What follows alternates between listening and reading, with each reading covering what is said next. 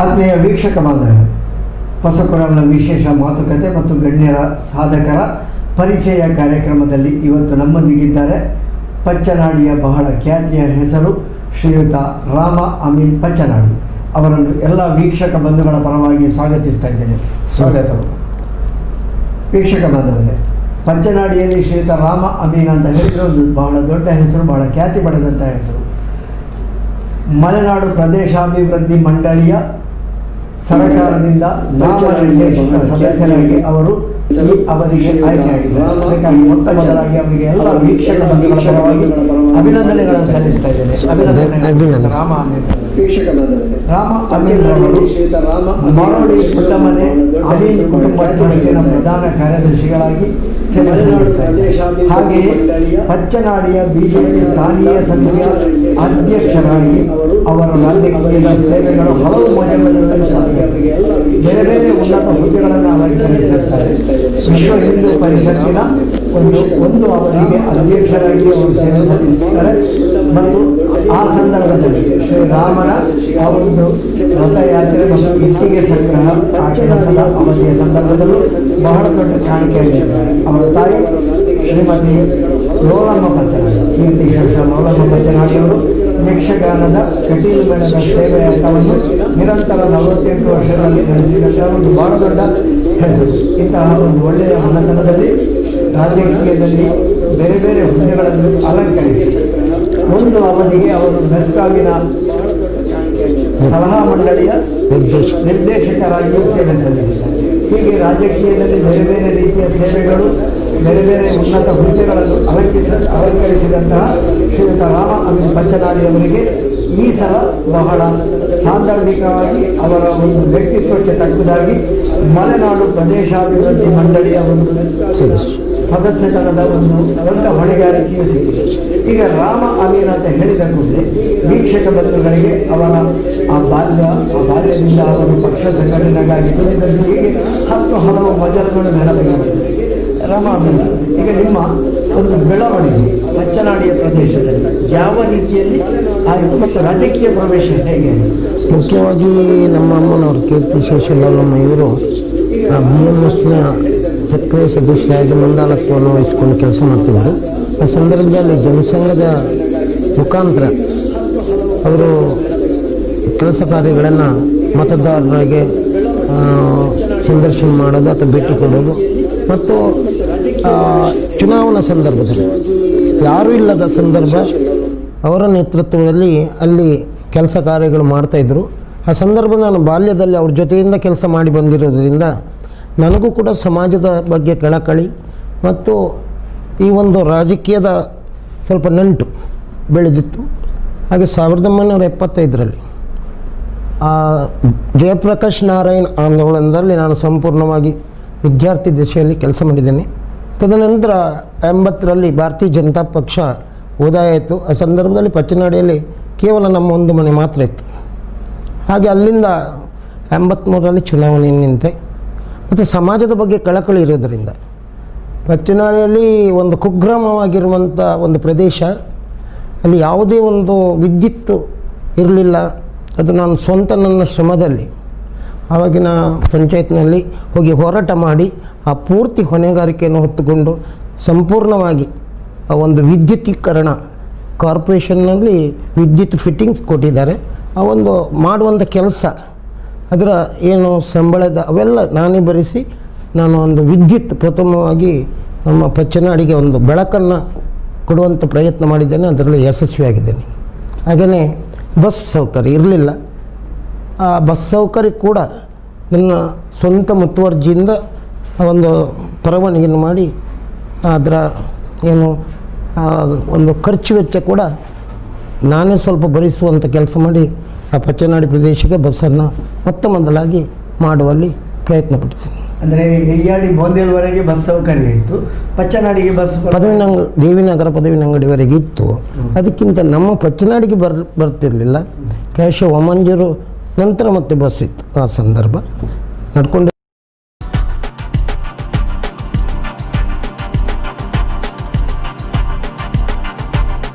ಆತ್ಮೀಯ ವೀಕ್ಷಕ ಬಾಂಧವರೇ, ಪಸಕುರಲ್ನ ವಿಶೇಷ ಮಾತುಕತೆ ಮತ್ತು ಗಣ್ಯರ ಸಾಧಕರ ಪರಿಚಯ ಕಾರ್ಯಕ್ರಮದಲ್ಲಿ ಇವತ್ತು ನಮ್ಮೊಂದಿಗಿದ್ದಾರೆ ಪಚ್ಚನಾಡಿಯ ಬಹಳ ಖ್ಯಾತಿಯ ಹೆಸರು ಶ್ರೀಯುತ ರಾಮ ಅಮೀನ್ ಪಚ್ಚನಾಡಿ. ಅವರನ್ನು ಎಲ್ಲ ವೀಕ್ಷಕ ಬಂಧುಗಳ ಪರವಾಗಿ ಸ್ವಾಗತಿಸ್ತಾ ಇದ್ದೇನೆ. ಸ್ವಾಗತವು. ವೀಕ್ಷಕ ಬಂಧುಗಳೇ, ಪಚ್ಚನಾಡಿಯಲ್ಲಿ ಶ್ರೀಯುತ ರಾಮ ಅಮೀನ್ ಅಂತ ಹೇಳಿದರೆ ಒಂದು ಬಹಳ ದೊಡ್ಡ ಹೆಸರು, ಬಹಳ ಖ್ಯಾತಿ ಪಡೆದಂಥ ಹೆಸರು. ಮಲೆನಾಡು ಪ್ರದೇಶಾಭಿವೃದ್ಧಿ ಮಂಡಳಿಯ ಸರಕಾರದಿಂದ ನಾಮನಿರ್ದೇಶಿತ ಸದಸ್ಯರಾಗಿ ಅವರು ಈ ಅವಧಿಗೆ ಆಯ್ಕೆಯಾಗಿದ್ದಾರೆ. ಅದಕ್ಕಾಗಿ ಮೊತ್ತ ಮೊದಲಾಗಿ ಅವರಿಗೆ ಎಲ್ಲ ವೀಕ್ಷಕ ಬಂಧುಗಳ ಪರವಾಗಿ ಅಭಿನಂದನೆಗಳನ್ನು ಸಲ್ಲಿಸ್ತಾ ಇದ್ದೇನೆ. ಅಭಿನಂದನೆ ರಾಮ ಅಮೀನ್. ರಾಮ ಅಮೀನ್ ರವರು ಮರಳಿ ದೊಡ್ಡಮನೆ ಅಮೀನ್ ಕುಟುಂಬ ಟ್ರಸ್ಟಿನ ಪ್ರಧಾನ ಕಾರ್ಯದರ್ಶಿಗಳಾಗಿ ಸೇವೆ ಸಲ್ಲಿಸ್ತಾ ಇದ್ದಾರೆ. ಹಾಗೆಯೇ ಪಚ್ಚನಾಡಿಯ BJP ಸ್ಥಾನೀಯ ಸಮಿತಿಯ ಅಧ್ಯಕ್ಷರಾಗಿ ಅವರ ರಾಜಕೀಯದ ಸೇವೆಗಳು ಹಲವು ಮಜಗಳಲ್ಲಿ ಸಾಧಿಸಿರ್ತವೆ. ಬೇರೆ ಬೇರೆ ಉನ್ನತ ಹುದ್ದೆಗಳನ್ನು ಅಲಂಕರಿಸಿರ್ತಾರೆ. ವಿಶ್ವ ಹಿಂದೂ ಪರಿಷತ್ತಿನ ಒಂದು ಅವಧಿಗೆ ಅಧ್ಯಕ್ಷರಾಗಿ ಅವರು ಸೇವೆ ಸಲ್ಲಿಸ್ತಾರೆ. ಮತ್ತು ಆ ಸಂದರ್ಭದಲ್ಲಿ ಶ್ರೀರಾಮನ ಆ ಒಂದು ರಥಯಾತ್ರೆ ಮತ್ತು ಇಟ್ಟಿಗೆ ಸಂಗ್ರಹ ಆ ಕೆಲಸದ ಅವಧಿಯ ಸಂದರ್ಭದಲ್ಲೂ ಬಹಳ ದೊಡ್ಡ ಕಾಣಿಕೆಯನ್ನು ನೀಡಿದ್ದಾರೆ. ಅವರ ತಾಯಿ ಶ್ರೀಮತಿ ಲೋಲಮ್ಮ ಪಚ್ಚನಾಡಿ, ಕೀರ್ತಿಶೇಷ ಲೋಲಮ್ಮ ಪಚ್ಚನಾಡಿಯವರು ಯಕ್ಷಗಾನದ ಕಟೀಲು ಮೇಳದ ಸೇವೆಯಾಟವನ್ನು ನಿರಂತರ 48 ವರ್ಷಗಳಲ್ಲಿ ನಡೆಸಿದಂತಹ ಒಂದು ಬಹಳ ದೊಡ್ಡ ಹೆಸರು. ಇಂತಹ ಒಂದು ಒಳ್ಳೆಯ ಮನೆತನದಲ್ಲಿ ರಾಜಕೀಯದಲ್ಲಿ ಬೇರೆ ಬೇರೆ ಹುದ್ದೆಗಳನ್ನು ಅಲಂಕರಿಸಿ ಒಂದು ಅವಧಿಗೆ ಅವರು ಮೆಸ್ಕಾಮಿನ ಸಲಹಾ ಮಂಡಳಿಯ ನಿರ್ದೇಶಕರಾಗಿಯೂ ಸೇವೆ ಸಲ್ಲಿಸಿದ್ದಾರೆ. ಹೀಗೆ ರಾಜಕೀಯದಲ್ಲಿ ಬೇರೆ ಬೇರೆ ರೀತಿಯ ಸೇವೆಗಳು, ಬೇರೆ ಬೇರೆ ಉನ್ನತ ಹುದ್ದೆಗಳನ್ನು ಅಲಂಕರಿಸಿದಂತಹ ಶ್ರೀಯುತ ರಾಮ ಅಮೀನ್ ಪಚ್ಚನಾಡಿ ಅವರಿಗೆ ಈ ಸಲ ಬಹಳ ಸಾಂದರ್ಭಿಕವಾಗಿ ಅವರ ಒಂದು ವ್ಯಕ್ತಿತ್ವಕ್ಕೆ ತಕ್ಕದಾಗಿ ಮಲೆನಾಡು ಪ್ರದೇಶಾಭಿವೃದ್ಧಿ ಮಂಡಳಿಯ ಒಂದು ಸದಸ್ಯತನದ ಒಂದು ದೊಡ್ಡ ಹೊಣೆಗಾರಿಕೆಯೂ ಸಿಕ್ಕಿದೆ. ಈಗ ರಾಮ ಅಮೀನ್ ಅಂತ ಹೇಳಿದ ಕೂಡಲೇ ವೀಕ್ಷಕ ಬಂಧುಗಳಿಗೆ ಅವರ ಆ ಬಾಲ್ಯದಿಂದ ಅವರು ಪಕ್ಷ ಸಂಘಟನೆಗಾಗಿ ದುಡಿದದ್ದು, ಹೀಗೆ ಹಲವು ಮಜಲುಗಳು ನೆನಪಿಗೆ ಬರ್ತದೆ. ರಾಮ ಅಮೀನ್ ಅವರೇ, ಈಗ ನಿಮ್ಮ ಒಂದು ಬೆಳವಣಿಗೆ ಪಚ್ಚನಾಡಿಯ ಪ್ರದೇಶದಲ್ಲಿ ಯಾವ ರೀತಿಯಲ್ಲಿ ಆಯಿತು ಮತ್ತು ರಾಜಕೀಯ ಪ್ರವೇಶ ಹೇಗೆ ಆಯಿತು? ಮುಖ್ಯವಾಗಿ ನಮ್ಮ ಅಮ್ಮನವರು ಕೀರ್ತಿಶೇಷ ಲೋಲಮ್ಮ ಇವರು BMSನ ಸಕ್ರಿಯ ಸದಸ್ಯರಾಗಿ ಮುಂದಾಳತ್ವವನ್ನು ವಹಿಸಿಕೊಂಡು ಕೆಲಸ ಮಾಡ್ತಿದ್ದರು. ಆ ಸಂದರ್ಭದಲ್ಲಿ ಜನಸಂಘದ ಮುಖಾಂತರ ಅವರು ಕೆಲಸ ಕಾರ್ಯಗಳನ್ನು ಮತದಾರರಿಗೆ ಸಂದರ್ಶನ ಮಾಡೋದು ಅಥವಾ ಭೇಟಿ ಕೊಡೋದು ಮತ್ತು ಚುನಾವಣಾ ಸಂದರ್ಭದಲ್ಲಿ ಯಾರೂ ಇಲ್ಲದ ಸಂದರ್ಭ ಅವರ ನೇತೃತ್ವದಲ್ಲಿ ಅಲ್ಲಿ ಕೆಲಸ ಕಾರ್ಯಗಳು ಮಾಡ್ತಾಯಿದ್ರು.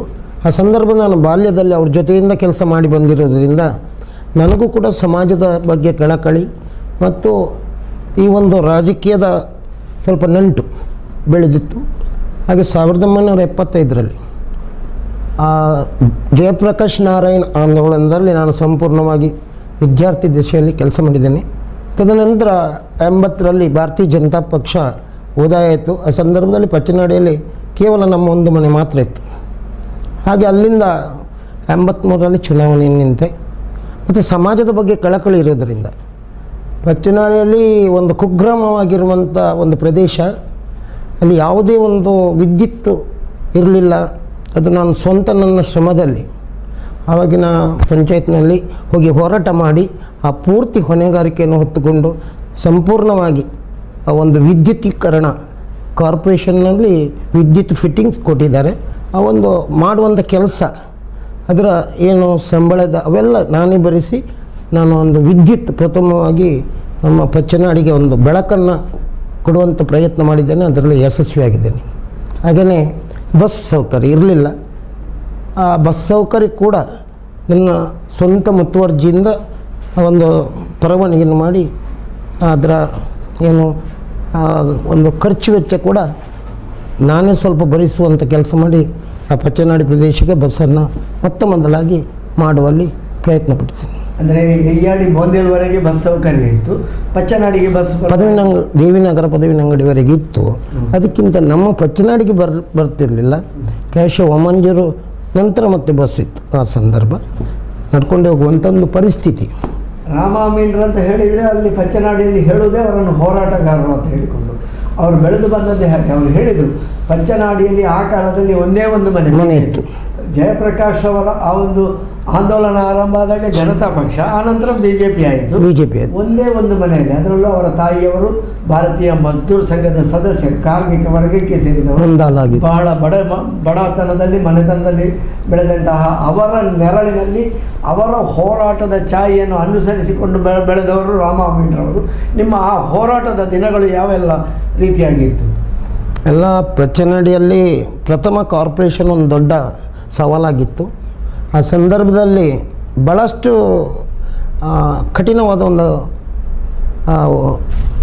ಕಠಿಣವಾದ ಪರಿಸ್ಥಿತಿಯನ್ನು ನಾನು ಎದುರಿಸುವಂತಾಯಿತು.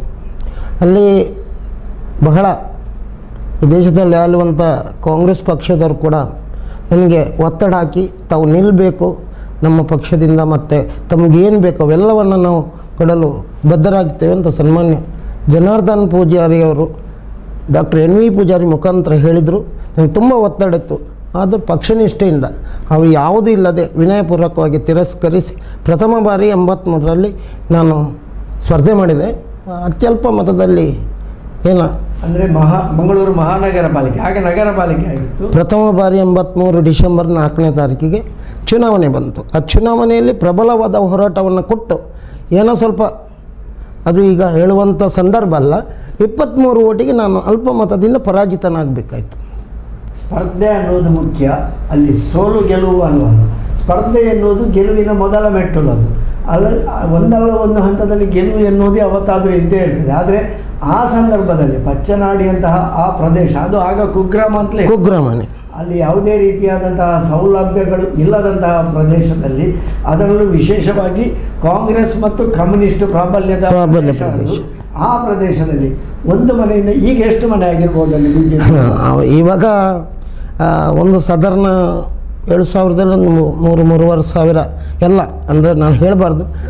ಮೂಲ BJP ಅಂತ ಸ್ವಲ್ಪ ಕಡಿಮೆ ಅಲ್ಲಿ, ಅಂದರೆ ಅದು ಎಲ್ಲ ಸರ್ಕಾರಿ ಭೂಮಿ, ಬಡವರು ಇರುವಂಥ ಪ್ರದೇಶ. ಈಗ ಸ್ವಲ್ಪ ನಾವು ಪ್ರಬಲವಾಗಿ ಅಲ್ಲಿ ಇದ್ದೇವೆ. ಹೇಳುವುದಿದ್ರೆ ಪಚ್ಚನಾಡಿ ಪ್ರದೇಶ ಎನ್ನುವುದು ಕಾಂಗ್ರೆಸ್ ಮತ್ತು ಕಮ್ಯುನಿಸ್ಟ್ ಪ್ರಾಬಲ್ಯದ ಪ್ರದೇಶ ಹೋಗಿ ಈಗ BJP ಪ್ರಾಬಲ್ಯದ ಪ್ರದೇಶ ಆಗುವಲ್ಲಿಯವರೆಗೆ ಬೆಳೆದಿದೆ. ಈಗ BJPಯ ಸದಸ್ಯರು ಕೂಡ ಅಲ್ಲಿ ಆಯ್ಕೆ ಆಗಿದ್ದಾರೆ. ಎಲ್ಲ ಕಡೆಯಲ್ಲೂ BJPಯೇ ಅಲ್ಲಿ ಪ್ರಾಬಲ್ಯವನ್ನು ಗಳಿಸಿದೆ. ಗೋಂದಿಯಲ್ಲಿ ಇರಬಹುದು, ಎಲ್ಲಿಯಾಡಿ ಇರಬಹುದು, ಎಲ್ಲಿಯೂ ಕೂಡ BJPಯ ಪ್ರಾಬಲ್ಯ. ಅಂತಹ BJPಯ ಪ್ರಾಬಲ್ಯ ಕ್ಷೇತ್ರದಲ್ಲಿ ಹೋರಾಟಗಾರರಾಗಿ ಬೆಳೆದಂತಹ ಒಂದು ಮನೆ ಇದ್ದರೆ ಅದು ಕೀರ್ತಿಶೇಷ ಲೋಲಮ್ಮ ಪಚ್ಚನಾಡಿಯವರ ಮನೆ. ಆ ಮನೆಯ ಆ ಲೋಲಮ್ಮ ಪಚ್ಚನಾಡಿಯವರ ಮಗನಾಗಿ ರಾಮ ಅಮೀನ್ರವರು ತನ್ನ ಪಕ್ಷ ನಿಷ್ಠೆಯಿಂದ ಅಲ್ಲಿ ಬೆಳೆದರು. ಪ್ರಥಮ ಅನುಭವದಲ್ಲಿ, ಪ್ರಥಮ ಪ್ರಯತ್ನದಲ್ಲಿ ಸೋಲಾಗಿರ್ಬೋದು, ಆದರೆ ಮುಂದಕ್ಕೆ ಯಾವುದೆಲ್ಲ ಸ್ಪರ್ಧೆಯನ್ನು ಎದುರಿಸಿದ್ದೀರಿ ನೀವಲ್ಲಿ? ಅಲ್ಲ, ನಾನು ಮತ್ತೆ ಸತತವಾಗಿ 2 ಬಾರಿ ನಾನು ಸ್ಪರ್ಧೆ ಮಾಡಿದೆ. ಆದರೆ ಆವಾಗಿನ ಸರ್ಕಾರ, ಕೇಂದ್ರ ಸರ್ಕಾರ, ರಾಜ್ಯ ಸರ್ಕಾರ ಮತ್ತು ಕಾರ್ಪೊರೇಷನ್ ಇವು ಕೂಡ ಎಲ್ಲವೂ ಕಾಂಗ್ರೆಸ್. ಮತ್ತು ಈ ಸಂದರ್ಭದಲ್ಲಿ ನಾನು ಒಂದು ಹೇಳಲೇಬೇಕಾದಂಥ ವಿಷಯ ಅಂದರೆ ಅಂದಿನ ನಮ್ಮ ಜಿಲ್ಲಾ ಉಸ್ತುವಾರಿ ಸಚಿವರು ರಮಣತ್ರಯ್ಯ ಅವರಿದ್ದರು. ನನ್ನ ಒಂದೇ ಕ್ಷೇತ್ರದಲ್ಲಿ ಅವರಿಗೆ ಬರುವಂಥ ಬಂಟ್ವಾಳದ ಒಂದೇ ಒಂದು ವಿಧಾನಸಭಾ ಕ್ಷೇತ್ರದ ಕಾರ್ಪೊರೇಷನ್ಗೆ 1 ಡಿವಿಷನ್ ಮಾತ್ರ ಬರ್ತಾಯಿತ್ತು. ಆ 1 ಡಿವಿಷನ್ ನನ್ನನ್ನು ಅವರು ಸೋಲಿಸಬೇಕೆಂಬ, ನಾವು ಬಹಳ ಆತ್ಮೀಯರು, ಆದರೂ ಸೋಲಿಸಬೇಕಂತ 3 ತಿಂಗಳು ನಿರಂತರ ಅಲ್ಲಿ ಅವರು ಬಂದು ಕೆಲಸ ಮಾಡಿದ್ದಾರೆ. ಅಂದರೆ ಅವರ ಮರ್ಯಾದೆ ಪ್ರಶ್ನೆ ಇತ್ತು. 1 ಡಿವಿಷನ್ ಗೆಲ್ಲಿಸಲೇಬೇಕಾದಂಥ ಅನಿವಾರ್ಯತೆಯಿಂದ ಅವರು 3 ತಿಂಗಳು ಅಲ್ಲೇ ಬಂದು ನಿಂತಿದ್ದಾರೆ. ನಿಂತು ನಾನು 1-2 ಬಾರಿನೂ ಸೋಲುವಂಥ ದುಸ್ಥಿತಿ ನನಗೆ ಬಂದಿದೆ. ಒಂದು ರೀತಿಯಲ್ಲಿ ಹೇಳುವುದಿದ್ರೆ ಅದು ಸೋಲು ಅಂತ ಹೇಳಲಿಕ್ಕೆ ಆಗುವುದೇ ಇಲ್ಲ. BJP ಎನ್ನುವುದಲ್ಲಿ ಕಾಂಗ್ರೆಸ್ಸಿಗೆ ಪ್ರಬಲವಾದಂತಹ ಸವಾಲು ಒಡ್ಡಿದಂತಹ ಕ್ಷೇತ್ರ ಇದ್ದರೆ ಅದು ಪಚ್ಚನಾಡಿ. ಒಂದು ಕಾಲಘಟ್ಟದಲ್ಲಿ BJPಗೆ ಸ್ಪರ್ಧೆಗೆ ಅಭ್ಯರ್ಥಿಗಳೇ ಸಿಗುವುದಿಲ್ಲ. ಅಂತಹ ಕಾಲಘಟ್ಟ ಅದು. BJPಯಲ್ಲಿ ಸ್ಪರ್ಧೆಗೆ ಬಹಳ ಕಷ್ಟಪಟ್ಟು ಹುಡುಕಿ ಒಬ್ಬರನ್ನು ನಿಲ್ಲಿಸೋದು. ಹಾಗೆಲ್ಲ ಹೇಳ್ತಾ ಇದ್ರು. ಹೇಗೆ ಅಂತ ಹೇಳಿದರೆ, ಯಾನೊಂಜಿ ಕುರಿ ಏನನ್ನೊಂಜಿ ಸ್ಪರ್ಧೆಗೆ ಮಾಡೋದು ಏನೋ ಉಂಟಾದೆ, ಹೀಗೆಲ್ಲ ಹೇಳ್ತಾ ಇದ್ರು. ಅಂದರೆ ಒಂದು ಸ್ಪರ್ಧೆಗೆ ಬೇಕಾಗಿ ಯಾರನ್ನಾದರೂ ಒಬ್ಬರನ್ನು ಹುಡುಕಿ ನಿಲ್ಲಿಸುವುದು, ಅವರು ಗೆಲ್ತಾರಂತ ನಿಲ್ಲಿಸುವುದಲ್ಲ. ಅಂತಹ ಕಾಲಘಟ್ಟ. ಈಗ ಅಂತಹ ಕಾಲಘಟ್ಟ ಹೋಗಿ ನನಗೆ ಅವಕಾಶ ಕೊಡಿ ಅಂತ ಹೇಳುವಂತಹ ಆಕಾಂಕ್ಷಿಗಳ ದೊಡ್ಡ ಪಟ್ಟಿಯೇ ಬೆಳೆದಿದೆ. ಅಂತಹ ಪಟ್ಟಿಯ ಮಧ್ಯದಲ್ಲೂ ಕೂಡ ರಾಮ ಅಮೀನ್ರವರು ಪಚ್ಚನಾಡಿಯಲ್ಲಿ ತನ್ನದಾದಂತಹ ಆ ಒಂದು ಸ್ಪರ್ಧೆ ಹೋರಾಟವನ್ನು ಉಳಿಸಿಕೊಂಡಿದ್ದಾರೆ. ಪಕ್ಷನಿಷ್ಠರಾಗಿ ಬೆಳೆದುಕೊಂಡಿದ್ದಾರೆ ಎನ್ನುವುದಕ್ಕೆ ಅವರಿಗೆ ಈಗ ಮಲೆನಾಡು ಪ್ರದೇಶಾಭಿವೃದ್ಧಿ ನಿಗಮದ ಒಂದು ನಾಮನಿರ್ದೇಶಿತ ಸದಸ್ಯರನ್ನಾಗಿ ಸರ್ಕಾರ ಅವರಿಗೊಂದು ದೊಡ್ಡ ಹೊಣೆಗಾರಿಕೆಯನ್ನು ವಹಿಸಿದೆ. ಈ ಹಿಂದೆಯೂ ಅವರಿಗೆ ಬೇರೆ ಬೇರೆ ಹುದ್ದೆಗಳನ್ನು ಸರ್ಕಾರ BJPಯ ಸರ್ಕಾರದ ಅವಧಿಯಲ್ಲಿ ಅವರಿಗೆ ನೀಡಿತ್ತು. ಇದು ಅವರ ಪಕ್ಷನಿಷ್ಠೆಗೆ ಸಂದಂತಹ ಮನ್ನಣೆ ಅಂತ ಹೇಳಿಕೊಳ್ತಾ, ಕೀರ್ತಿಶೇಷ ಲೋಲಮಕ್ಕನವರ ಮಗನಾಗಿ ಒಂದು ಯಕ್ಷಗಾನ ಕಲಾ ಸೇವೆಯಲ್ಲೂ ಗುರುತಿಸಿಕೊಂಡವರು. ಯಾಕೆಂದರೆ ಲೋಲಮಕ್ಕ ಹೆಸರಿಗೆ ಬಂದದ್ದೇ ತನ್ನ ಯಕ್ಷಗಾನ ಕಲಾ ಸೇವೆಯಿಂದ. ಭಾರತೀಯ ಮಜ್ದೂರ್ ಸಂಘದ ಸದಸ್ಯರಾಗಿಯೂ ಅಲ್ಲಿ ಅವರು ಅವಿರತ ಹೋರಾಟವನ್ನು ಮಾಡಿದ್ದಾರೆ, ಸಾಧನೆಯನ್ನು ಮಾಡಿದ್ದಾರೆ. ಈ ನಿಮ್ಮ ಯಕ್ಷಗಾನ ಕಲಾರಂಗದ ಸೇವೆ ಮತ್ತು ಲೋಲಮಕ್ಕನವರ ಮಗನಾಗಿ ಆ ಒಂದು ಭಾರತೀಯ ಮಜ್ದೂರ್ ಸಂಘದ ಸೇವೆ ಯಾವ ರೀತಿಯಲ್ಲಿ ನಿಮಗೆ ಅನುಭವ ಕೊಟ್ಟಿದೆ? ಅಂದರೆ ಈ ಯಕ್ಷಗಾನ ಆಗಬೇಕಾದ್ರೆ ಮುಖ್ಯವಾಗಿ ಅದಕ್ಕೊಂದು ಹಿನ್ನೆಲೆ ಇದೆ. ಒಂದು ಸಂದರ್ಭದಲ್ಲಿ ಅವರು ಸ್ವಸ್ತಿಕ್ ಗೇರು ಬೀಜ ಕಾರ್ಖಾನೆಯ ಒಂದು ಕೆಲಸಗಾರರಾಗಿ ಅಲ್ಲಿ ಇರುವಂಥ ಕಮ್ಯುನಿಸ್ಟ್ ಪ್ರಾಬಲ್ಯದ ಮುಂದೆ BMS ಅನ್ನುವಂಥ ಜನಸಂಘದ ಒಂದು ಅವಿಭಾಜ್ಯ ಸಂಘಟನೆ, ಆ ಸಂಘಟನೆ ಮುಂದಾಳತ್ವವನ್ನು ವಹಿಸಿಕೊಂಡು ಒಂದು ಹೋರಾಟವನ್ನು ಮಾಡಿದರು. ಆ ಸಂದರ್ಭದಲ್ಲಿ ಅವರು ಅದರ ಕಾರ್ಖಾನೆ ಮಾಲೀಕರು ಕಾರ್ಖಾನೆಯನ್ನೇ ಮುಚ್ಚುವಂಥ ಒಂದು ನಿರ್ಧಾರವನ್ನು ತಗೊಂಡ್ರು. ಆ ಸಂದರ್ಭದಲ್ಲಿ ಎಲ್ಲರೂ ಸೇರಿ ಕಾರ್ಖಾನೆ ಅದು ಓಪನ್ ಮಾಡಿ ನಂತರ ನಮಗೆ ಕೆಲಸ ಸಿಕ್ಕಿದರೆ ನಾವೊಂದು ದೇವರಿಗೆ ಹರಕೆ ಹೊಡ್ತೇವೆ, ಅದೆಲ್ಲ ತೊಟ್ಟಿ ಬತ್ತೆಲ್ಲ ನಮಗೆ ಸಿಕ್ಕಿದರೆ ನಾವು ದೇವರಿಗೆ ಒಂದು ಹರಕೆ ಹೇಳುವ ಅಂತ ಎಲ್ಲರೂ ಹೇಳಿ, ನಮ್ಮ ಅಮ್ಮನವರು ಕೂಡ ಅದರಲ್ಲಿ ಭಾಗಿಯಾಗಿದ್ದರು. ಒಂದು ಸೇವೆ ಆಟ ಕೊಡುವ ಅಂತ ಕಟೀಲಿತ್ತು.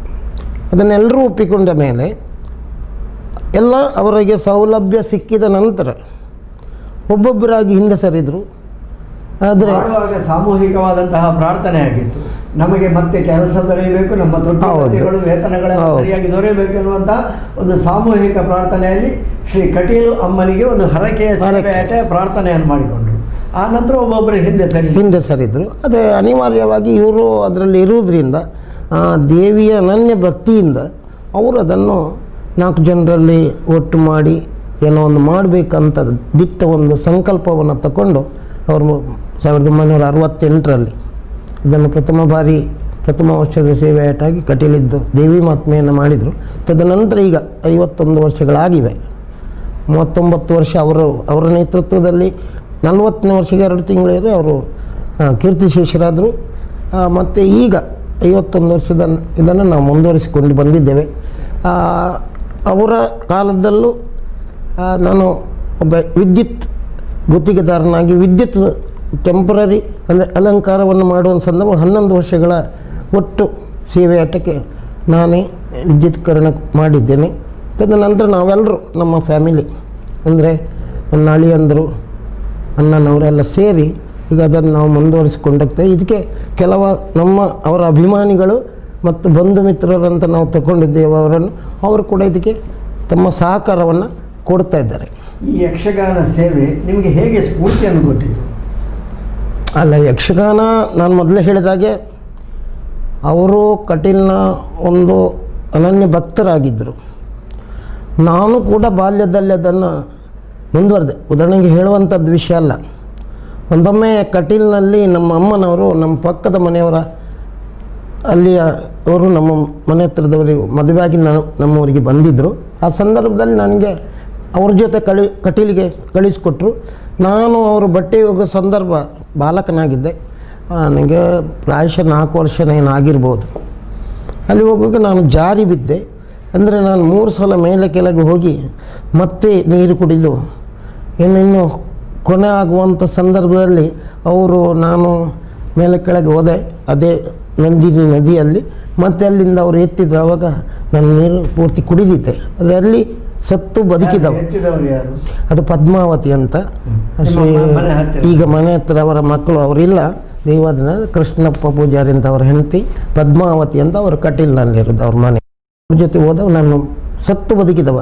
ಆದ್ದರಿಂದ ಏನೋ ಒಂದು ಅದು ನಂಟಿರ್ಬಹುದಂತ. ಕಟೀಲು ದೇವಿಯ ಅನುಗ್ರಹ ಇದೆ ಎನ್ನುವುದಕ್ಕೆ ಇದು ಒಂದು ಸಾಕ್ಷಿಯಾಗಿ ಅಷ್ಟೇ. ಯಾಕಂದರೆ ಅಮ್ಮನವರ ಸೇವೆ ಸಾಮೂಹಿಕವಾಗಿ ಮಾಡಿದಂತಹ ಪ್ರಾರ್ಥನೆಯಲ್ಲಿ ಎಲ್ಲರೂ ಹಿಂದೆ ಸರಿದಾಗ ಮಾಡಿದ ಸಂಕಲ್ಪವನ್ನು ಪೂರೈಸಬೇಕು, ಅದನ್ನು ಹೇಗಾದರೂ ಮಾಡಿ ಒಂದು ಹರಕೆ ಸೇವೆ ಯಕ್ಷಗಾನ ಬಯಲಾಟ ಮಾಡಬೇಕು ಎನ್ನುವಂತಹ ದೃಢ ನಿರ್ಧಾರ ತಳೆದಂತಹ ಒಬ್ಬ ದಿಟ್ಟ ಮಹಿಳೆ ಅವರು ಆ ಕಾಲಘಟ್ಟದಲ್ಲಿ.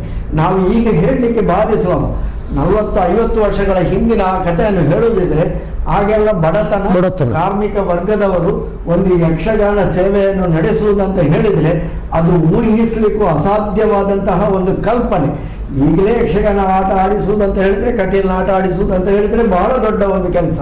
ಅಂತಹದ್ರಲ್ಲಿ 51 ವರ್ಷಗಳ ಹಿಂದೆ ಅವರು ತೆಗೆದುಕೊಂಡಂತಹ ನಿರ್ಧಾರ, ಅವರ ಹೋರಾಟದ ಮನೋವೃತ್ತಿ, ಅವರ ಅಚಲ ಅದೆಲ್ಲವೂ ನಿಮ್ಮಲ್ಲಿ ಮೇಳೈಸಿದೆ ಅಂತ ಹೇಳುವುದಕ್ಕೆ, ಕಟೀಲು ದೇವಿಯ ಅನುಗ್ರಹ ಇದೆ ಅಂತ ಹೇಳುವುದಕ್ಕೆ ಈ ಒಂದು ಘಟನೆಯು ಸಾಕ್ಷಿಯಾಗುತ್ತದೆ.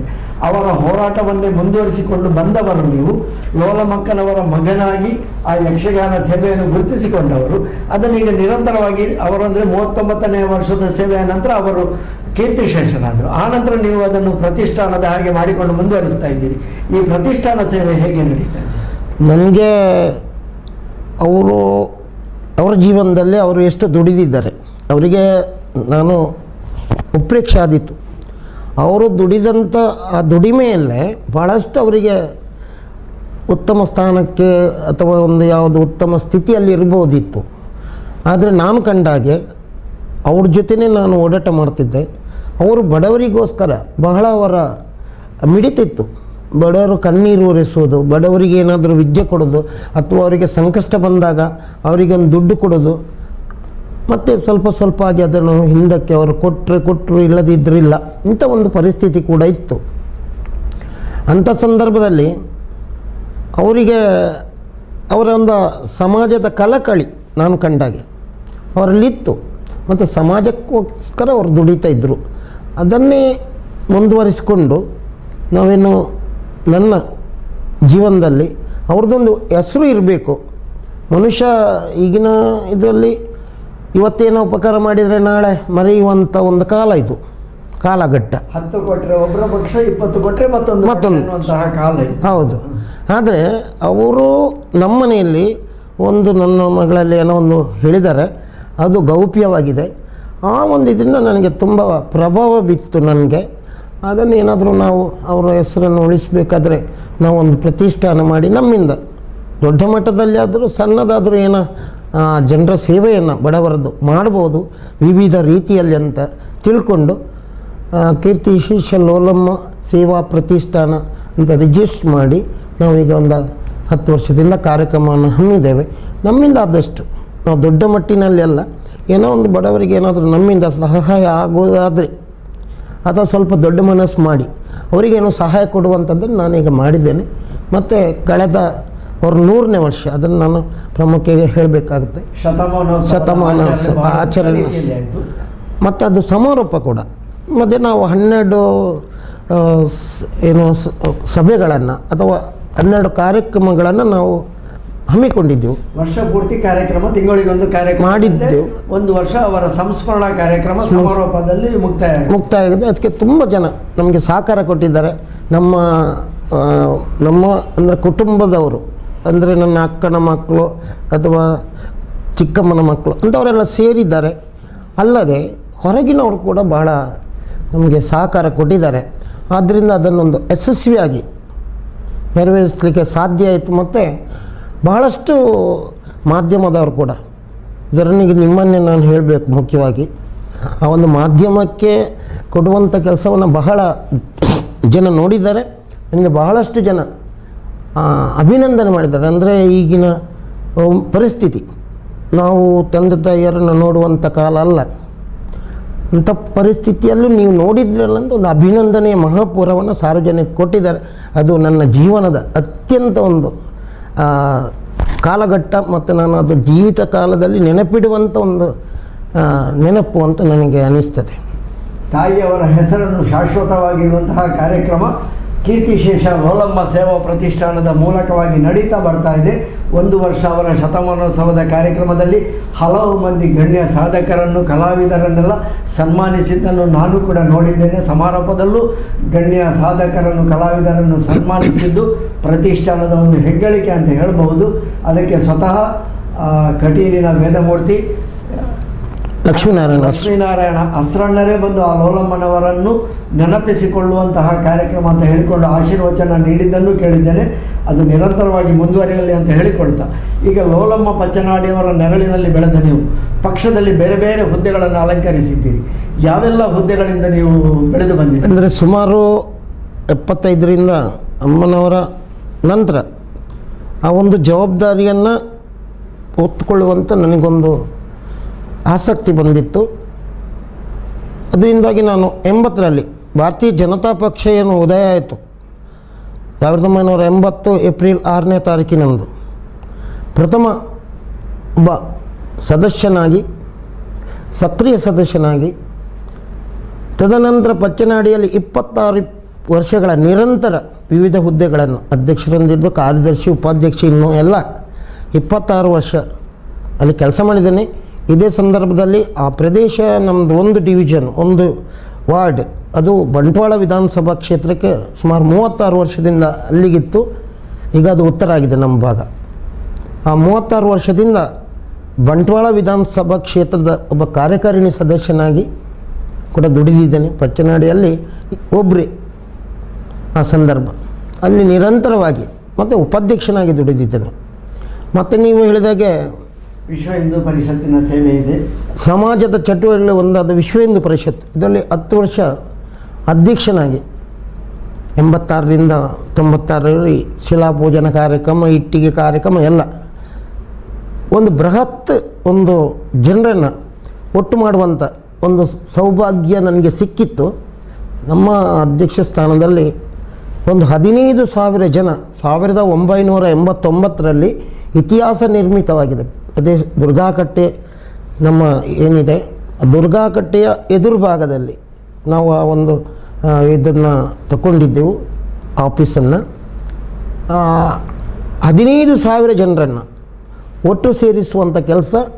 ಮತ್ತು ಇಯಾಡಿಯಿಂದ ಇದ್ರಿದು ಪಾಲಿಟೆಕ್ನಿಕ್ ಹೋಗಿ ಬೇರೆ ಬೈಲಾಗಿ ಕೊಂಚಾಡಿ ಹೋಗಿ ಮರವೂರು, ಮರಕಡ, ಆ ಒಂದು ಸುತ್ತಮುತ್ತಲ ಪ್ರದೇಶದಿಂದ ಎಲ್ಲರೂ ದಲಿತರು, ಹರಿಜನ, ಗಿರಿಜನ ಇಂಥವರೆಲ್ಲ ಸೇರಿ ಸಮಾಜದ ಎಲ್ಲ ವರ್ಗಗಳನ್ನು ಒಗ್ಗೂಡಿಸಿ ರಾಮಶಿಲಾ ಪೂಜನವನ್ನು ಮಾಡಿದ್ದೇವೆ. ಅದು ಮರೆಯಲಾರದ ನೆನಪು. ಭಾಳಷ್ಟು ಟೀಕೆ ಟಿಪ್ಪಣಿಗಳನ್ನು ಅನುಭವಿಸಿದ್ದೇವೆ. ಆದರೆ ಇವತ್ತು ಶ್ರೀರಾಮ ಮಂದಿರ ಅಯೋಧ್ಯೆಯಲ್ಲಿ ಆಗಿದೆ. ನಾವು ಪಟ್ಟಂಥ ಶ್ರಮ ಇವತ್ತದು ಪೂರ್ಣ ಫಲಿತಾಂಶ ಅದರ ಸಿಕ್ಕಿದೆ. ಅದರಿಂದ ನಾನು ಜನತೆಗೆ ಹೇಳಿದ, ನಮಗೆ ಬಹಳಷ್ಟು ಟೀಕೆ ಟಿಪ್ಪಣಿಗಳನ್ನು ಮಾಡಿದವರು ಇದ್ದಾರೆ. ಆದರೆ ಇವತ್ತು ಅದು ಆಗಿದೆ. ಅದು ನಮ್ಮ ಒಂದು ಸೌಭಾಗ್ಯ. ಅಷ್ಟೇ, ಆರಂಭ ಆಗಿದೆ. ನಮಗೊಂದು ತೃಪ್ತಿ ಇದೆ, ನಾವು ಕೆಲಸ ಮಾಡಿದ್ದು ಅದು ಯಶಸ್ವಿ ಆಯಿತು ಅನ್ನುವಂಥ ಒಂದು ನೆಮ್ಮದಿ ನನಗಿದೆ. ಆತ್ಮೀಯ ವೀಕ್ಷಕ ಬಾಂಧವರೇ, ಹೊಸಕುರಲ್ನ ಸಾಧಕ ಗಣ್ಯರ ಪರಿಚಯ ಕಾರ್ಯಕ್ರಮದಲ್ಲಿ ಶ್ರೀಯುತ ರಾಮ ಅಮೀನ್ ಪಚ್ಚನಾಡಿಯವರು 10 ಹಲವು ಮಜಲುಗಳಲ್ಲಿ ಬೆಳೆದವರು. ಅವರು ಮಾಡಿದಂತಹ ಸೇವೆಯನ್ನು ನೆನಪಿಸಿಕೊಳ್ತಾ ಆ ಕ್ಷಣಗಳು ಈಗ ತೃಪ್ತಿ ತಂದಿವೆ. ಅಂದರೆ ಶಿಲಾಪೂಜನದಂತಹ ಸಂದರ್ಭದಲ್ಲಿ ಅವರು ಪಚ್ಚನಾಡಿ ಪರಿಸರದ ವಿಶ್ವ ಹಿಂದೂ ಪರಿಷತ್ತಿನ ಘಟಕದ ಅಧ್ಯಕ್ಷರಾಗಿ ಸಲ್ಲಿಸಿದಂತಹ ಸೇವೆ. ಆ ಕಾಲದಲ್ಲಿ ಇಟ್ಟಿಗೆ ಹೊರುವಾಗ ತಮಾಷೆ ಮಾಡಿದವರು ಇದ್ದಾರೆ. ಈ ಇಟ್ಟಿಗೆ ಒಡೆ ಕೊಡದನ್ನ ಏತು ತಿಂತಿರೋದನ್ನು ಎಂತ ಯಾವೆಲ್ಲ ಮಾತುಗಳನ್ನು ಹೇಳಿದವರಿದ್ದಾರೆ. ಈಗ ಅದು ತೃಪ್ತಿಯ ಮಾತುಗಳು. ಶ್ರೀರಾಮನ ಭವ್ಯ ಮಂದಿರ ಅಯೋಧ್ಯೆಯಲ್ಲಿ ಆಗುವಂತಹ ಸಂದರ್ಭಗಳು, ಅದು ಐತಿಹಾಸಿಕವಾದಂತಹ ನ್ಯಾಯಾಲಯದ ತೀರ್ಪಿನೊಂದಿಗೆ ಶಿಲಾನ್ಯಾಸ ಕಾರ್ಯಕ್ರಮ ನೆರವೇರಿದೆ. ಇನ್ನು ಕೆಲವೇ ವರ್ಷಗಳಲ್ಲಿ ಅಲ್ಲಿ ಭವ್ಯವಾದಂತಹ ರಾಮನ ಆದರ್ಶ ಪುರುಷ ಮರ್ಯಾದಾ ಪುರುಷೋತ್ತಮನ ಒಂದು ಭವ್ಯ ದೇವಾಲಯ ಅಲ್ಲಿ ತಲೆ ಎತ್ತಲಿಕ್ಕಿದೆ. ಅಂತಹ ಸಾರ್ಥಕ ಕ್ಷಣಗಳನ್ನು ಅವರು ಕಂಡಿದ್ದಾರೆ ಅಂತ ಹೇಳಿಕೊಳ್ಳುತ್ತಾ, ಭಾಳಷ್ಟು ಹೊಣೆಗಾರಿಕೆಯನ್ನು ವಹಿಸಿಕೊಂಡವರು ನೀವು. ಮೆಸ್ಕಾಮಿನ ನಿರ್ದೇಶಕರಾಗಿ ಸೇವೆ ಸಲ್ಲಿಸಿದ್ದೀರಿ, ಸ್ಲಮ್ ಮೋರ್ಚಾದ ಅಧ್ಯಕ್ಷರಾಗಿ ಸೇವೆ ಸಲ್ಲಿಸಿದ್ದೀರಿ. ಇದರೆಲ್ಲ ಅನುಭವ ಹೇಗಿದೆ? ಮೆಸ್ಕಾಂ ನಿಜವಾಗ್ಲೂ ನಾನು ಕೊಟ್ಟಿರುವಂಥ ಸರಕಾರದ ಹುದ್ದೆ, ಅದು ಸರಕಾರಕ್ಕೆ ಮತ್ತು ನಮ್ಮ ಸಂಸ್ಥೆಗೆ ಒಳ್ಳೆಯ ಹೆಸರು ಬರಬೇಕಂತ ನನ್ನ ಒಂದು ಉದ್ದೇಶ ಇತ್ತು. ಸಹಜವಾಗಿ ಯಾವ ಆಡಳಿತ ಇರುವಂತಹ ಸರ್ಕಾರ ಇದೆಯೋ ಅದು ತನ್ನದೇ ಆದಂತಹ ಕಾರ್ಯಕರ್ತರಿಗೆ, ವಿಶೇಷ ಸಾಧಕರಿಗೆ ಆ ನಿಗಮ ಮಂಡಳಿಗಳ ಅಧ್ಯಕ್ಷರನ್ನಾಗಿ ಅಥವಾ ಸದಸ್ಯರನ್ನಾಗಿ ಆಯ್ಕೆ ಮಾಡುವುದು ವಾಡಿಕೆ. ನಿಮ್ಮ ಸರ್ಕಾರ ನಿಮ್ಮನ್ನು ಗುರುತಿಸಿದೆ, ನಿಮ್ಮ ಪಕ್ಷದ ಆ ಚಟುವಟಿಕೆಗಳನ್ನು ಗುರುತಿಸಿ ನಿಮಗೆ ದೊಡ್ಡ ಹುದ್ದೆ ಕೊಟ್ಟಿದ್ದಾರೆ. ಏನೆಲ್ಲ ಸಾಧನೆ? ಅದರಲ್ಲಿ ಹುದ್ದೆಗಿಂತ ನನಗೆ ಆ ಒಂದು ಏನು ನನಗೆ ಸ್ಥಾನವನ್ನು ಕೊಟ್ಟಿದ್ದಾರೆ, ಅದು ನನ್ನ ಶ್ರದ್ಧೆ ಇರಬೇಕಲ್ಲಿ. ಹುದ್ದೆ ಮುಖ್ಯ ಅಲ್ಲ, ನಾವೇನೋ ಈಗ ನನಗೆ ಮೆಸ್ಕಾಂ ಡೈರೆಕ್ಟ್ರು ಮಾಡಿದರು, ಆದರೆ ನನಗೆ ಮೆಸ್ಕಾಂನಲ್ಲಿ ಬರೀ ಹೋಗಿ ಒಂದು ಸಹಿ ಮಾಡಿ ಬರುವುದು ಹೊರತು ನನಗೆ ಇಂಥ ಕೆಲಸ ಮಾಡಬೇಕಂತ ಇರಲಿಲ್ಲ, ಈಗ ಸಹ ಇಲ್ಲ. ಅದು ಒಬ್ಬ ನಿರ್ದೇಶಕನಾಗಿ ಅವನು ಬೋರ್ಡ್ ಮೀಟಿಂಗ್ನಲ್ಲಿ ಮಾತ್ರ ಮಾತಾಡೋದು, ಅಲ್ಲಿಂದ ನಿರ್ಗಮಿಸೋದು ಹೊರತು ಬೇರೆ ಯಾವುದೇ ರೀತಿಯ ಚಟುವಟಿಕೆ, ಬೇರೆ ಯಾವ ರೀತಿಯ ಚಟುವಟಿಕೆ ಮಾಡುವಂಥದ್ದಲ್ಲಿ ಇಲ್ಲ.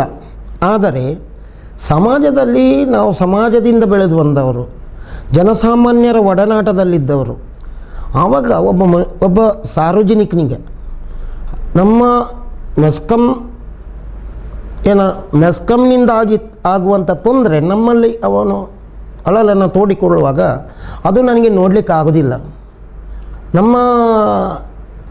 ನಾನಿಲ್ಲಿ ನೇರವಾಗಿ ಮಾತಾಡ್ತೇನೆ. ನಮ್ಮ ಸಿಬ್ಬಂದಿಗಳ ಅಂದರೆ ಲೈನ್ಮೆನ್ಸ್ ಕೆಲವರು ಉದ್ದಟತನದಿಂದ ಮಾತಾಡಿದ್ದುಂಟು.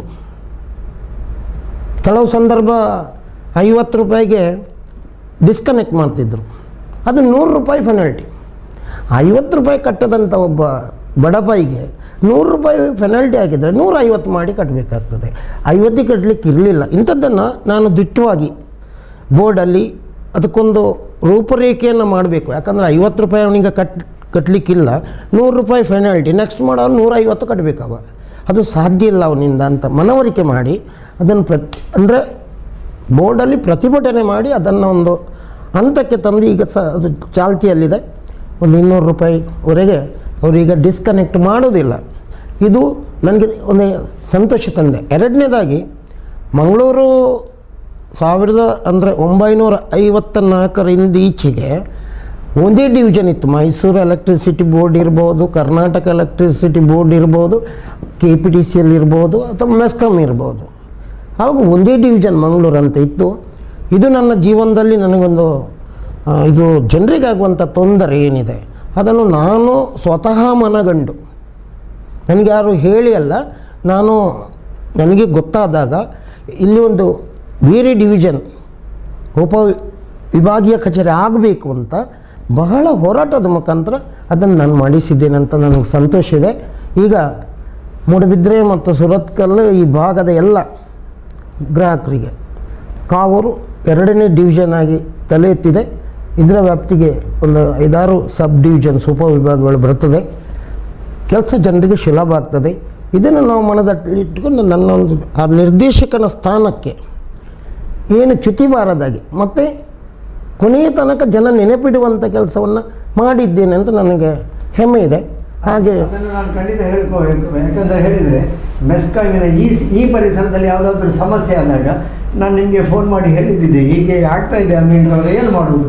ತಕ್ಷಣ ಅದಕ್ಕೆ ಸ್ಪಂದನೆ ಕೊಟ್ಟಂತಹ ಸಮಸ್ಯೆಗಳನ್ನು ಸರಿ ಮಾಡಿದ ಅನುಭವ ಸ್ವತಃ ನನಗೂ. ನಾನು ಇನ್ನೊಂದು ವಿಶೇಷ ಅಂದರೆ ನಮ್ಮ ಪಚ್ಚನಾಡಿಯಲ್ಲಿ ಕೂತ್ಕೊಂಡು 2010ರಲ್ಲಿ ಆವಾಗ ವಿದ್ಯುತ್ತಿನ ಬಹಳ ಅಭಾವ ಇತ್ತು.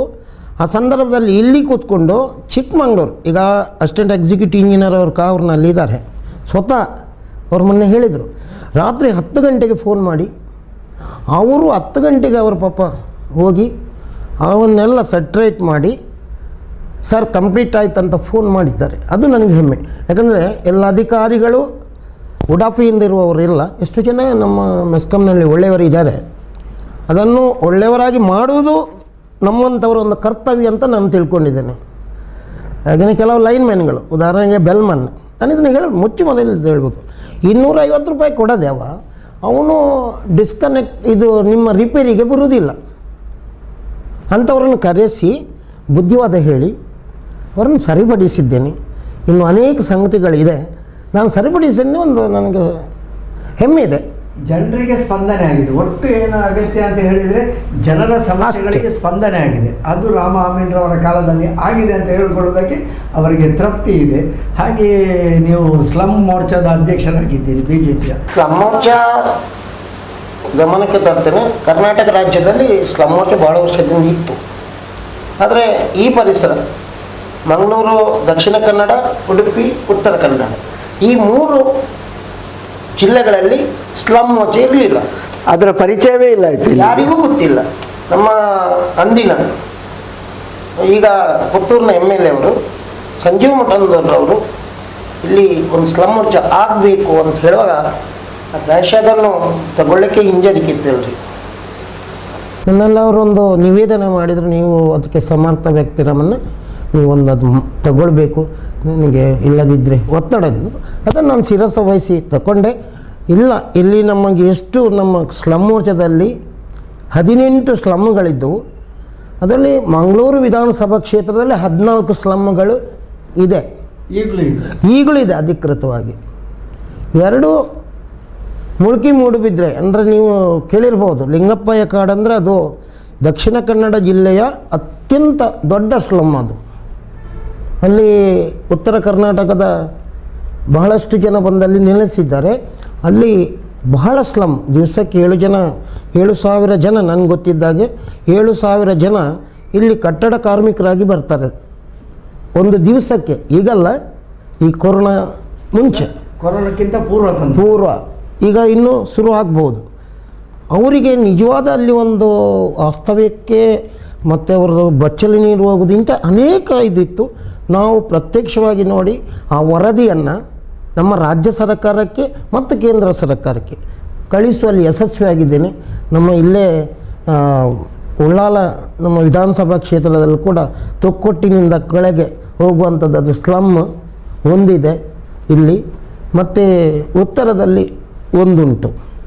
ಒಟ್ಟು 18 ಸ್ಲಮ್ಗಳು ನಮ್ಮ ದಕ್ಷಿಣ ಕನ್ನಡ ಜಿಲ್ಲೆಯಲ್ಲಿದೆ. ಅದು 18 ಸ್ಲಮ್ಗಳು ಸರ್ಕಾರದಿಂದ ಅಧಿಕೃತ ಇರುವಂಥದ್ದು. ಇನ್ನು ಅನಧಿಕೃತ ಸ್ಲಮ್ಗಳು ತುಂಬ ಇವೆ. ಆ್ಯಕ್ಚುಲಿ ನಾನು ಧರ್ಮಸ್ಥಳ ದೇವಸ್ಥಾನದ ಎದುರು ಬದಿಗೆ ಹೋದರೆ ಅಲ್ಲಿ ಒಂದು ದಲಿತರು ಇರುವಂಥ ಪ್ರದೇಶ, ಅದು ಕೂಡ ಸ್ಲಮ್ಮೆ. ನಾನು ಹೋಗಿದ್ದೇನೆ, ನನ್ನಲ್ಲಿ ಫೋಟೋಸ್ ಇದೆ, ಭಾಳಷ್ಟು ಕೆಲಸ ಮಾಡಿದ್ದೇನೆ. ಅದರ ಎಲ್ಲ ವರದಿಗಳನ್ನು ಸಂಕ್ಷಿಪ್ತವಾದ ಸುದೀರ್ಘವಾಗಿ ಮಾಡಿ ಅದರಲ್ಲಿ ಯಾವುದು ಮುಖ್ಯ ಅನ್ನೋದನ್ನು ತಿಳ್ಕೊಂಡು ಒಂದು ನಮ್ಮ ವರದಿ ಜಿಲ್ಲೆಯಿಂದ ಕೊಡುವಂಥ ಕೆಲಸ ಮಾಡಿದ್ದೇವೆ. ನಮಗೆ ತೃಪ್ತಿ ಇದೆ. ಕರ್ನಾಟಕದಲ್ಲಿ ಬಹಳ ನಮ್ಮನ್ನು ಅವರು ಉತ್ತಮ ಒಂದು ಜಿಲ್ಲೆಯಲ್ಲಿ ಉತ್ತಮ ಒಂದು ಅಧ್ಯಕ್ಷರಂತ ಭಾಳ ಕೊಂಡಾಡಿದ್ದಾರೆ ಅಲ್ಲಿ ಕೂಡ. ಅದು ನನಗೆ ಎಲ್ಲ ಹುದ್ದೆಗಳಲ್ಲೂ ನನಗೆ ಸಂತೋಷ ಇದೆ ತಗೊಂಡಿದ್ದರಲ್ಲಿ. ಅಂತೂ ಇದುವರೆಗೆ ಅಂತ ಕೊಟ್ಟಂತಹ ಯಾವುದೇ ಹುದ್ದೆಗಳಲ್ಲಿ ಆ ಹುದ್ದೆಗಳಲ್ಲಿ ಯಶಸ್ವಿಯಾಗಿ ಒಂದು ತೃಪ್ತಿ ತರುವಂತಹ ಸಾಧನೆಯನ್ನು ಮಾಡಿದಂತಹ ಶ್ರೀಯುತ ರಾಮ ಅಮೀನ್ರವರಿಗೆ, ಅವರ ವ್ಯಕ್ತಿತ್ವಕ್ಕೆ, ಅವರ ಹೋರಾಟಕ್ಕೆ, ಅವರ ಪಕ್ಷ ನಿಷ್ಠೆಗೆ ಒಂದು ಸಂದ ಗೌರವವಾಗಿ ಮನ್ನಣೆಯಾಗಿ ಇದೀಗ ಮಲೆನಾಡು ಪ್ರದೇಶಾಭಿವೃದ್ಧಿ ಮಂಡಳಿಯ ನಾಮನಿರ್ದೇಶಿತ ಸದಸ್ಯರಾಗಿ ಅವರನ್ನು ಸರ್ಕಾರ ಆಯ್ಕೆ ಮಾಡಿದೆ, ಘೋಷಣೆ ಮಾಡಿದೆ. ಈ ಮಂಡಳಿಯಲ್ಲಿ ನಿಮ್ಮ ಜವಾಬ್ದಾರಿಗಳು ಇತಿಮಿತಿ ಏನು? ಈ ಒಂದು ಮಲೆನಾಡು ಪ್ರದೇಶಾಭಿವೃದ್ಧಿ ಮಂಡಳಿ ಅಂದರೆ ಇದಕ್ಕೆ ಸುಮಾರು 13 ಜಿಲ್ಲೆಗಳು ಬರುತ್ತದೆ.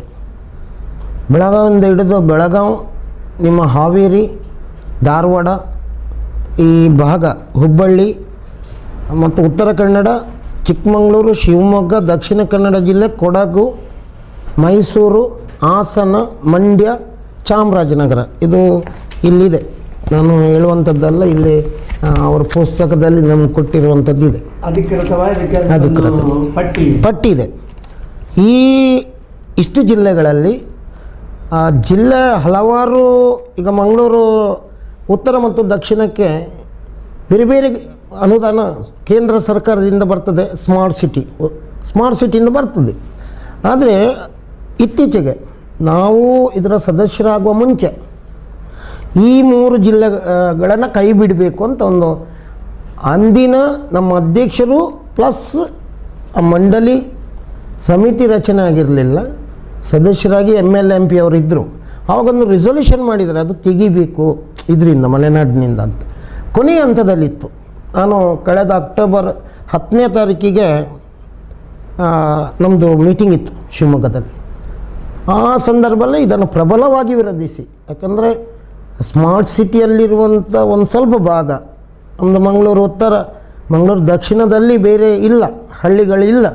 ಆದರೆ ಮಂಗಳೂರು ಉತ್ತರದಲ್ಲಿ ಅರ್ಧ ಭಾಗ ಈಗ ಕೂಡ ಅದು ಹಳ್ಳಿಯಾದಂಥ ಪ್ರದೇಶ ಇದೆ. ಅಲ್ಲಿ ಇನ್ನೂ ಭಾಳಷ್ಟು ಅಭಿವೃದ್ಧಿ ಆಗುವಂಥ ಅನಿವಾರ್ಯತೆ ಇದೆ. ಅದರ ಜೊತೆಗೆ ನಾನು ಬೆಳ್ತಂಗಡಿಯಲ್ಲಿ, ಈಗ ಹರೀಶ್ ಪೂಂಜಾರಿ ಏರಿಯಾದಲ್ಲಿ ನಾವೂರು ಅನ್ನೋಂಥಲ್ಲಿ ನನ್ನನ್ನು ವಿಸ್ತಾರಕ್ಕೆ ಹಾಕಿದ್ರು. ಅಲ್ಲಿ ಈಗಲೂ ಕೂಡ ಅಲ್ಲಿ ಹೋಗುವಂಥ ರಸ್ತೆ ಇಲ್ಲ, ಸರಿಯಾದ ರಸ್ತೆ ಇಲ್ಲ, ಮಣ್ಣಿನ ರಸ್ತೆ. ಪಾಪ ಜನರು ಅದರಲ್ಲಿ ಓಡಾಟ ಮಾಡೋದೇ ಕಷ್ಟ. 15 ದಿವಸ ನಾನು ರಾತ್ರಿಗಳಲ್ಲಿ ದುಡಿದಿದ್ದೇನೆ.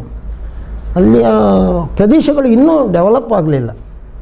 ಅಂಥ ಪ್ರದೇಶಗಳಿಗೆ ನಮ್ಮ ಮಲೆನಾಡು ಅಭಿವೃದ್ಧಿಯಿಂದ ಆ ರಸ್ತೆಗೆ ಮತ್ತು ಡಾಮರೀಕರಣಕ್ಕೆ ಮತ್ತು ಏನು ಸೇತುವೆ ಕಟ್ಟೋದಕ್ಕೆ ಮತ್ತು ತೂಗು ಸೇತುವೆ ಕಟ್ಟೋದಕ್ಕೆ ಮತ್ತು ಸಭಾಭವನ, ಈಗ ಸಾರ್ವಜನಿಕವಾಗಿ ಉಪಯೋಗ ಮಾಡುವಂಥ ಸಭಾಭವನ ಅಂಥದಕ್ಕೆ ಇಲ್ಲಿ ಅನುದಾನದ ಒಂದು ಅವಕಾಶ ಇದೆ, ಕೊಡುವಂಥ ವ್ಯವಸ್ಥೆ ಇದೆ ಮತ್ತು ಕೊಡುವಂಥ ಅವಕಾಶ ಇದೆ. ನಾನು ಕೇಳೋದಿಷ್ಟೇ, ಅದು ಈಗ 1 ಕೋಟಿ ರೂಪಾಯಿ ಮೊನ್ನೆ ಮೀಟಿಂಗ್ನಲ್ಲಿ 10ನೇ ತಾರೀಕಿನ ಮೀಟಿಂಗ್ನಲ್ಲಿ ಎಲ್ಲ MLAಗೆ 1 ಕೋಟಿ ಕೊಡುವಂಥದ್ದನ್ನು ನಿರ್ಣಯ ತಗೊಂಡಿದ್ದಾರೆ. ಅದೇ ಥರ MP ಅವರು ಕೂಡ 1 ಕೋಟಿ ಕೊಡುವಂಥ ನಿರ್ಣಯ ಆಗಿದೆ ನನಗೆ ಗೊತ್ತಿದ್ದಾಗೆ. ಅದು ಅವ್ರಿಗೆ ಬರ್ತದೆ. ಮಿಕ್ಕಿಳಿದ ಅನುದಾನದಲ್ಲಿ ಏನು ಮಾಡ್ಬೋದು ಅನ್ನುವಂಥ ಒಂದು ಚಿಂತನೆ ಸದಸ್ಯರಾದ ನಮಗೆ ಅವರು ಯಾವ ಜವಾಬ್ದಾರಿ ಕೊಡ್ತಾರೆ ಗೊತ್ತಿಲ್ಲ. ಅಂತೂ ಮೊನ್ನೆ ತೀರ್ಮಾನ ಆದಂತೆ ನಮ್ಮ ಕಾರ್ಕಳ ಸುನೀಲ್ ಕುಮಾರ್ರವರು ಮತ್ತು ಆಯನೂರು ಮಂಜುನಾಥ್ನವರೆಲ್ಲ ಹೇಳಿದರು, ಅದು ಅಧ್ಯಕ್ಷರು ಈ ಕೆಲಸಗಳ ಪ್ರಗತಿಯನ್ನು ಪರಿಶೀಲಿಸಬೇಕು ಅಂತ. ಅದು ಕೆಲಸ ಎಷ್ಟಾಗಿದೆ ಅನ್ನುವಂಥ ಪ್ರಗತಿ ಬಗ್ಗೆ ನೀವು ಸ್ವತಃ ಅದನ್ನು ಪರಿಶೀಲಿಸಿ ನೋಡಬೇಕು ಅನ್ನುವಂಥದ್ದು ಒಂದು ಪ್ರಸ್ತಾಪ ಆಗಿತ್ತು. ಅದಕ್ಕೆ ಎಲ್ಲರೂ ಅನುಮೋದನೆ ಕೊಟ್ಟಿದ್ದಾರೆ. ಪ್ರಾಯಶಃ ನಾನು ತಿಳ್ಕೊಂಡಾಗೆ ಈಗ ಈ ನಮ್ಮ ಪ್ರದೇಶ ದಕ್ಷಿಣ ಕನ್ನಡ ಜಿಲ್ಲೆಗೆ ಏನಾದರೂ ಸದಸ್ಯರನ್ನು ಅವರು ನೇಮಕ ಮಾಡಲೂಬಹುದು. ಅದು ಅವರ ಪರಿಮಿತಿ ಮತ್ತು ಮುಂದಿನ ಇದಕ್ಕೆ ನಾವು ಅದನ್ನು ಕೇಳುವಂಥ ವ್ಯವಸ್ಥೆ ಸಹ ಆಗಬಹುದೇನೋ, ಹಾಗೆ ಆ ನಿರೀಕ್ಷೆಯಲ್ಲಿ ಇದ್ದೇವೆ ನಾವು. ಅಂತೂ ಕೆಲಸ ದುಡ್ಡು ಆಗುವಾಗ ಅದಕ್ಕೆ ಅನುದಾನ ಬರುವಾಗ ಒಳ್ಳೆ ಕೆಲಸ ಆಗಬೇಕಂತ ನನ್ನ ಇಚ್ಛೆ. ಪ್ರದೇಶಾಭಿವೃದ್ಧಿ ಮಂಡಳಿ, ಮಲೆನಾಡಿನ ಪ್ರದೇಶಾಭಿವೃದ್ಧಿ ಮಂಡಳಿ ಯಾವೆಲ್ಲ ಅನುದಾನಗಳಿವೆ, ಎಲ್ಲೆಲ್ಲ ಏನೆಲ್ಲ ಆಗಬೇಕು ಅದರ ಬಗ್ಗೆ ಸಾಕಷ್ಟು ತಯಾರಿಯನ್ನು ಈಗಾಗಲೇ ನಮ್ಮ ಶ್ರೀಯುತ ರಾಮ ಅಮೇಂಡ್ರವರು ಮಾಡಿಕೊಂಡಿದ್ದಾರೆ. ಅವರ ಅವಧಿಯಲ್ಲಿ ಈ ಮಲೆನಾಡು ಪ್ರದೇಶಾಭಿವೃದ್ಧಿ ಮಂಡಳಿಯ ಮೂಲಕವಾಗಿ ನಮ್ಮ ಗ್ರಾಮೀಣ ಪ್ರದೇಶ, ವಿಶೇಷವಾಗಿ ತೀರಾ ಒಳ ಪ್ರದೇಶಗಳು ಅಭಿವೃದ್ಧಿ ಆಗಲಿ, ಆ ಮೂಲಭೂತ ಸೌಕರ್ಯಗಳೆಲ್ಲ ಅಲ್ಲಿಗೆ ಒದಗಿ ಬರಲಿ, ಅದಕ್ಕೆ ಯಾವೆಲ್ಲ ಅನುದಾನ ಯಾವೆಲ್ಲ ಮೂಲದಿಂದ ಬರ್ತದೆ ಅದೆಲ್ಲವೂ ಬರುವಂತಾಗಲಿ ಅಂತ ಹೇಳಿಕೊಡ್ತಾ, ಕೊನೆಯದಾಗಿ ಚುಟುಕಿನಲ್ಲಿ ನೀವು ಇಷ್ಟು ವರ್ಷ ಪಕ್ಷನಿಷ್ಠರಾಗಿ ದುಡಿದಿದ್ದೀರಿ, ಒಳ್ಳೊಳ್ಳೆಯ ಅವಕಾಶಗಳನ್ನು ಸರ್ಕಾರ ನಿಮಗೆ ಕೊಟ್ಟಿದೆ, ಏನು ಸಂದೇಶ ಕೊಡ್ತೀರಿ ನಿಮ್ಮ ಪಕ್ಷದ ಕಾರ್ಯಕರ್ತರಿಗೆ ಮತ್ತು ಜನರಿಗೆ? ಎಲ್ಲ ನಾನೀಗಾಗಲೇ ನನ್ನ ಏನು ಅನಿಸಿಕೆ ಹೇಳಿದ್ದೇನೆ. ನಮ್ಮ ಪಕ್ಷ is the BJP is the different, ಅಂದರೆ ವ್ಯತ್ಯಾಸ ಇರುವಂಥ ಪಕ್ಷ. ಆ ಪಕ್ಷಕ್ಕೂ ಈ ಪಕ್ಷಕ್ಕೂ ಇತರ ಪಕ್ಷಗಳಿಗೆ ತುಲನಾತ್ಮಕವಾಗಿ ನೋಡಿದರೆ ನಮ್ಮ ವಿಭಿನ್ನ ಪಕ್ಷ. ನಮ್ಮದು ಒಂದೇ ಒಂದು ಅನಿಸಿಕೆ ಅಂದರೆ ಅದನ್ನು ಪ್ರಾಮಾಣಿಕವಾಗಿ ಎಲ್ಲ ಕಾರ್ಯಕರ್ತರು ಅಳವಡಿಸಿಕೊಳ್ಬೇಕು, ಎಲ್ಲರೂ. ಅಷ್ಟೇ ಅಲ್ಲ, ಯಾರು ಸರ್ಕಾರದ ಹುದ್ದೆಯಲ್ಲಿದ್ದಾರೆ ಅವರು ಕೂಡ ಒಂದು ಸ್ವಲ್ಪ ಅವರ ಪಕ್ಷ, ಅವರ ಪಾರ್ಟಿ ಇಸ್ ಡಿಫ್ರೆಂಟ್ ಅನ್ನುವಂಥ ಮಾತನ್ನು ಹೇಳ್ತಾ ಇದ್ದೇವೆ. ಅದಕ್ಕೆ ಭದ್ರಾಗಿ ಜನರ ನಿರೀಕ್ಷೆ ಉಂಟು. ಆ ನಿರೀಕ್ಷೆಗೆ ಸರಿಯಾಗಿ ನಮ್ಮ ಪಕ್ಷದ ಘನತೆ ಗೌರವಕ್ಕೆ ಸರಿಯಾಗಿ ನಡೀಬೇಕು. ಕಾರ್ಯಕರ್ತರು ಕೂಡ ಅದನ್ನು ಮನದಟ್ಟಿನಲ್ಲಿ ಇಟ್ಟುಕೊಂಡು ಕೆಲಸ ಮಾಡಬೇಕಂತ ನನ್ನ ಕಳಕಳಿಯ ವಿನಂತಿ. ಆತ್ಮೀಯ ವೀಕ್ಷಕ ಬಾಂಧವರೇ, ಬಹಳ ಒಳ್ಳೆಯ ಸಂದೇಶದೊಂದಿಗೆ ಶ್ರೀಯುತ ರಾಮ ಅಮೇಂಡ್ರವರು ಮಾತನ್ನು ಮುಗಿಸಿದ್ದಾರೆ. BJP ಪಕ್ಷ ಅವರಿಗೆ ಸಾಕಷ್ಟು ಅವಕಾಶಗಳನ್ನು ಕೊಟ್ಟಿದ್ದಾರೆ. ಅವರು ಆ ಪಕ್ಷಕ್ಕೆ ಸಾಕಷ್ಟು ಪ್ರಾಮಾಣಿಕವಾಗಿ ದುಡಿದಿದ್ದಾರೆ ಎನ್ನುವುದನ್ನು ಅವರ ಮಾತಿನ ಮೂಲಕವಾಗಿ ನಾವು ಕೇಳಿ ತಿಳ್ಕೊಂಡಿದ್ದೇವೆ. ಅವರ ತಾಯಿಯ ಆ ಒಂದು ಅನುಭವದಿಂದ ಬಂದದ್ದು, ಅವರ ತಾಯಿಯ ನೆರಳಿನಲ್ಲಿ ಬೆಳೆದದ್ದು, ಅದನ್ನು ತನ್ನ ಜೀವನದಲ್ಲಿ ಇದುವರೆಗೆ ಸಾಧಿಸಿಕೊಂಡು ಬಂದಿದ್ದಾರೆ. ಪಕ್ಷ ಕೊಟ್ಟಂತಹ ಎಲ್ಲ ಜವಾಬ್ದಾರಿಗಳನ್ನು ಯಶಸ್ವಿಯಾಗಿ ನಿರ್ವಹಿಸಿದಂತಹ ಶ್ರೀಯುತ ರಾಮ ಅಮೇಂಡ್ರವರು ಪ್ರಾಮಾಣಿಕವಾಗಿ ಜನರಿಗೆ ಸೇವೆ ಮಾಡಬೇಕು ಎನ್ನುವಂತಹ ಒಂದು ಸಂದೇಶವನ್ನು ಕೊಟ್ಟಿದ್ದಾರೆ. ಈ ಒಂದು ವಿಶೇಷ ಗಣ್ಯ ಸಾಧಕರ ಪರಿಚಯ ಕಾರ್ಯಕ್ರಮದಲ್ಲಿ ನಮ್ಮೊಂದಿಗೆ ಪಾಲ್ಗೊಂಡು ಇದುವರೆಗೆ ನಮ್ಮ ಮಾತುಕತೆಯನ್ನು ನಡೆಸಿಕೊಟ್ಟಂತಹ ಶ್ರೀಯುತ ರಾಮ ಅಮೇಂಡ್ರವರಿಗೆ ಅವರ ಮುಂದಿನ ಬದುಕು ಮತ್ತಷ್ಟು ಯಶಸ್ವಿಯಾಗಲಿ, ಮತ್ತಷ್ಟು ದೊಡ್ಡ ದೊಡ್ಡ ಹುದ್ದೆಗಳು ಅವರಿಗೆ ಅವಕಾಶಗಳು ಲಭಿಸಲಿ ಅಂತ ಹಾರೈಸ್ತಾ ಅವರಿಗೆ ಎಲ್ಲ ವೀಕ್ಷಕ ಬಂಧುಗಳ ಪರವಾಗಿ ವಂದನೆಗಳು ಸಲ್ಲಿಸ್ತಾ ಇದ್ದೇವೆ. ವಂದನೆ.